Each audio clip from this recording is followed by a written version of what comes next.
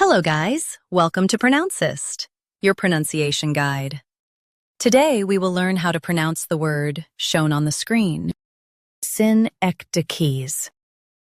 Both US and UK have the same pronunciation of this word, SYNECDOCHES. Now read the syllables shown on the screen naturally. Syn, ek, d, keys. SYNECDOCHES. Emphasize ek and keep d soft. Syn, ek, d, keys. SYNECDOCHES. Emphasize ek and keep d soft. Syn, ek, d, keys. SYNECDOCHES.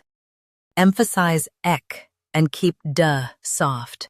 Syn, ek, d, keys. SYNECDOCHES. Practice repeatedly and you'll soon be able to say this word perfectly. The best way to practice is to repeat the syllable multiple times.